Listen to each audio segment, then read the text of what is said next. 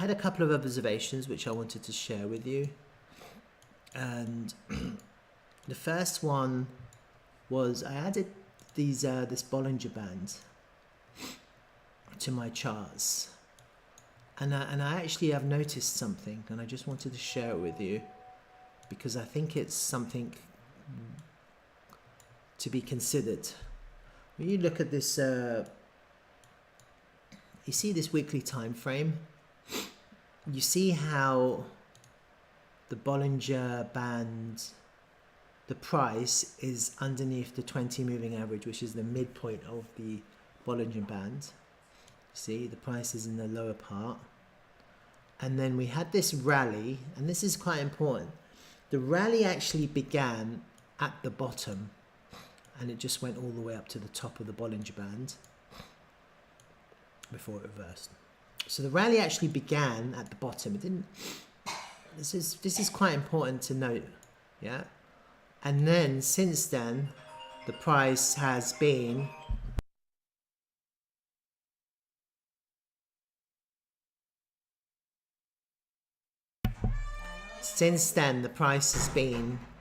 in the bottom of this kind of halfway point underneath the 20 moving average. And now, for the first time, if you look at the history of this token, obviously we can't get the data from the first 20, before the first 20 periods, because it's this midpoint is a 20. We are now, for the last including this week, 1, 2, 3, 4, 5 weeks, we have been above the 20, and we're been in the top half of this weekly Bollinger Band. Yeah, this is different behavior. If you look at the behavior going all the way back from the beginning of this token, where we could read the data on the Bollinger Band, you can clearly see that this is different behavior. Yeah. And what's important to see is that whereas before we were above it for a period of time, it was from this candle, as we closed above it here, the price pumped. We came down, but we couldn't hold it, and we just went under. We haven't had a period of time where we've actually been in the top part of the Bollinger Band, pressing against the top edge like we are now. You see that? You see how we're pushing against the top part? Like pushing. That's what seems to be happening. And I think this is quite interesting to observe. And then if you look at the other time frames, the other exchanges, there is no divergence here. They're all pretty much behaving the same way, pretty much. Let me get rid of that channel. You can see they're all behaving the same way, yeah. There's no divergence in what I'm seeing now when it comes to where the price is. And just based on what I have come to understand about technical analysis and the charts, if you want the price to move in a direction, the price has to be up against the wall of the Bollinger Band. So there's no way the price is going to go up. And I think part of the reason why this rally failed, is because the rally started when the price was at the low. Yeah. And so by the time it got to the top, the price exhausted. Yeah, it already exhausted in terms of the move. Whereas now the move hasn't even begun, and we're at the top. So naturally, if we get a move anytime in the next few weeks or whenever it happens, it's a different kind of situation. We're not in the lows. We're not at the low of the Bollinger Band. We're actually at the high, and that will expand this Bollinger Band and then it'll be much more expansive in that sense. It'll be very different.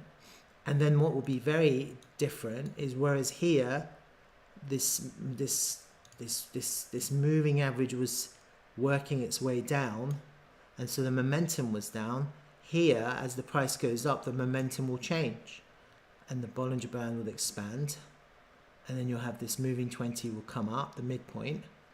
It'll be very different behavior to the past, and I'm just seeing that, and I think this is quite interesting, something worthwhile noting. If I was to look at BTC, now there is a little bit of divergence here, you see, with the BTC chart.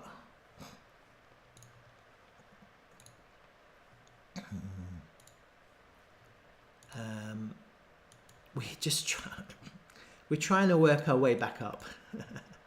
And this is the weekly time frame, yeah? So you had the similar behavior at the top here, but every single time it's kind of, I think we want the rally to begin when the price is right at the top. And so we still haven't crossed this midpoint on BTC. And I think we're going to need to do that first. And I think we want the price to be in the top part of the Bollinger Band first before we get some kind of significant push. So BT still has a bit of work to do. And when it comes to TRVL against ETH, you can see some very important things. Firstly, we're a lot more bullish than against BTC, as we're kind of pushing into the midpoint here.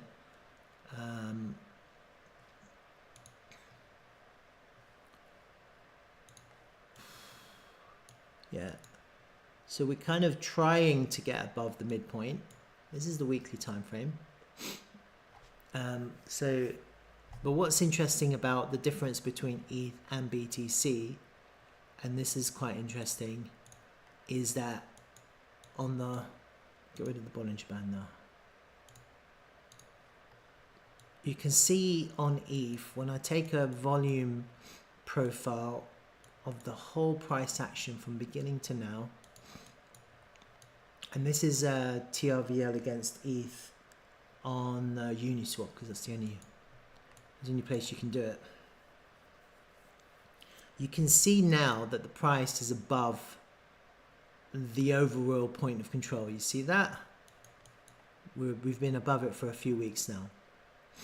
So what we're doing now is we're flipping that point of control, that volume level, when most of the volume has been at this price. We're flipping that now into support. It's beginning to happen now, yeah? Sometimes these things take a little bit of time, and part of the reason why it's taking a little bit of time is because it takes time to turn a higher time frame downtrend to up. It takes a little bit of time to shift the momentum, and that's why it's taking a little bit of time, and that's where we are now, yeah? And then when you look at the same thing against Bitcoin, we still have a little bit of work to do, yeah? And this is just a fact. If I do pull the same thing, a fixed volume profile of a volume range, you can see clearly, and this is on KuCoin, I think there's a one on Gate as well, you can clearly see that we are still outside the value area in the lows, outside in the lows. So I think for BTC to start saying, once we get an alignment between BTC, between TRVL versus BTC, TRVL versus ETH, TRVL versus USD, once we get some kind of alignment, and once they start doing the same thing, then I think we're going to see a really impulsive move. So we've still got a little bit of time to go before this gets into the starting point, gets into the position which we need it to be. Now, you may think, well, how is the price going to... How is the price... Basically, what we need is for the price to get back into the value area on BTC. That's all we really need, yeah? Just above this blue line. You may ask, how is the price going to do that? Yeah. Well, quite simply, this is how it's going to do it. The value area represents 70% of the price volume. Yeah, of the volume of the price. Yeah, so at the moment, of the whole range of the whole last 2 years, from, this is less than 2 years, April 22 till now, most of the volumes, 70% of the volume is between these two lines. Yeah, the reason why it's 70% is because that's the default setting on this tool, 70. I can make it 90. You see? So we are within the 90%. The 90% we're in the value area, but the default setting is 70. Yeah, let's say 80. If you do 80%, where are we? So we're just under 80%. We're still not within the 80%, but actually the setting is 70, and a more aggressive setting would be 68, which is correct. Yeah. So basically you can use either 68 or 70. 70 is the default setting. I use 70 because I just want to see what everyone else sees. And you can clearly see that the price is outside the value area, so it's undervalued. Okay, but that doesn't mean that the price is undervalued. It might mean that the value area is overvalued in that sense. That's what it means.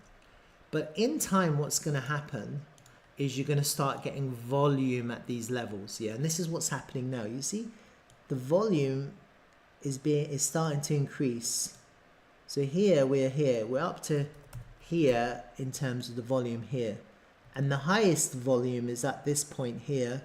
It's up to, it's hard to see, but it's up to there, right? And we're up to here. Eventually we're going to have this volume at this level is going to increase, and these bars are going to increase. Yeah, and what will happen is that the value area will change, it will shift. So the first thing that will probably shift is this lower blue line, and it will just drop. And then without the price moving, the value area low, the lower the value area is going to drop to below the price. That's what will happen. That's the first thing that will happen. And actually the value area high will drop too. So basically the range will drop. Yeah, just by more volume coming into the lows. And that is bullish if that was to happen, because it means that all of a sudden you're back in the value area. Without the price moving, you're back in the value area. So that will be the first thing that I'm expecting to see. Either we get more volume at these levels and the value area moves down, or we get an injection of volume to push the price up back into the value. There's two things that could change this to turn this chart into a position where we need it to be for TRVL to lift off. You know, it's like a starting position. So this is still lagging in terms of what we need, and for sure what we need is we need the price to be back into the value area. That's until we get that, the value area low is going to act as resistance. You can see right now it is acting as resistance. Yeah, you can see before it was support until we lost it, and it's become resistance. You can see that. See? Resistance, resistance, resistance. See that? So it is going to be quite important for us to reclaim that level as support. And one of the ways to do that is for the value area low to move to lower. And the way for that to happen is for us to start putting more volume at these lows without the price going up. That would push this volume node up. Yeah. And eventually, in the most bullish scenario, would be for the point of control, which is this red line, to fall right to where the price is now. And that's simply by added volume, increased volume at the lows. Yeah, and that could happen too. If we put enough volume so it beats this volume node here, then this red line will move down, the value area low would go right to the bottom, and that would change the profile of this volume profile, and the price would now be above support rather than being underneath resistance. So that's another way that this can happen. So there's two things I'm looking for before we have liftoff. And this is like the starting block. We need this to be in the value area, and it's not there yet, right? So we have a little bit of time before this takes off. But when I look at the chart versus ETH, I think we're good. With the chart versus ETH, I think we're almost ready, yeah? Obviously, we could still improve in terms of the Bollinger Bands.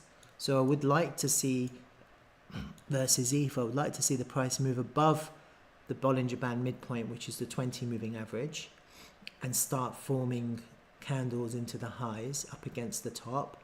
That would be the starting block that I would want to see against ETH. But when it comes against USDT, I think we're ready to go. I think when it comes to USDT, I think we're ready. If I was to do a volume profile against USDT, we're basically,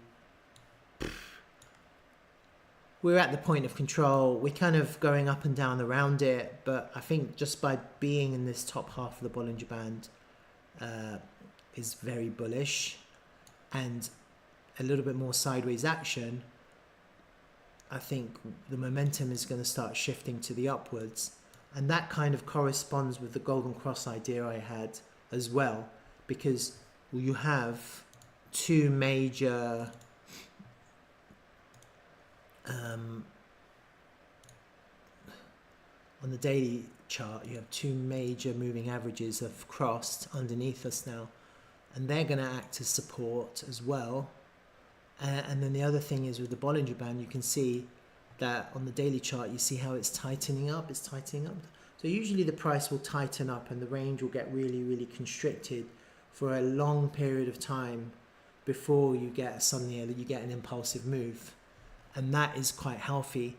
It just gives us time to, like, it gives all those people time to accumulate. That's all, you know, like I'm just saying that this is perfect. And obviously I want the price to go to 100 and whatever, $1.5, whatever tomorrow. Obviously everyone does, you know, like that. Who wouldn't? But I also want the price to get there and sustain. I don't just want the price to go there and fall back down. And I think the structure and the formation and the volume that we're putting in at lows is going to allow us to step up and step up and step up without coming back down. And I think that's what I want to see as well. I don't want us to see us to go up and then come back down, and for the higher time frame to be more, to look like a pump and dumpish type chart. I want us to start stepping up, putting volume at higher levels over a period of time, a few weeks, and then step up again. And I think that's what I want to see, really, because that would be really healthy for the future price action. And if we can create that kind of formation where we're taking steps up, we're going above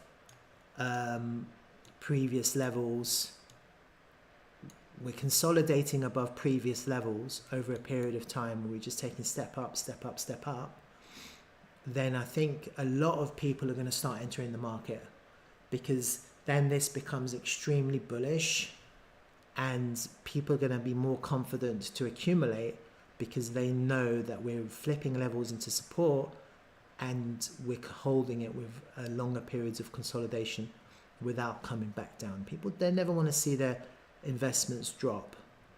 They prefer to accumulate where the price is going sideways, because they don't like looking at negative balance on their portfolio. They don't mind looking at it for it to go nowhere if they're accumulating. But yeah, this is the best case scenario. And obviously if we can do this, then it's going to, I think eventually the curve is going to get steeper and steeper until we eventually, who knows when, we get like a really crazy impulse, and then it could just go berserk, you know, then who knows what could happen. And this, for me, this would be the most healthiest way of experiencing the future.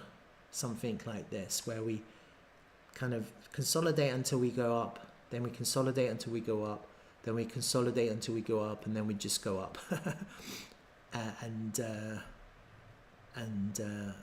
time that with a few exchange launches, and we can hire a yacht on the Mediterranean and have a Dtravel party. All right, I think that's it for today, and I hope this was quite interesting. If anyone wants me to, like, if they've got any questions or anything, feel free to ask me the questions, and then I can try and answer them. Maybe I can also make a video as well if people are interested in other things, or I'm happy to do that. All right, have a good day, and I'll see you tomorrow, maybe.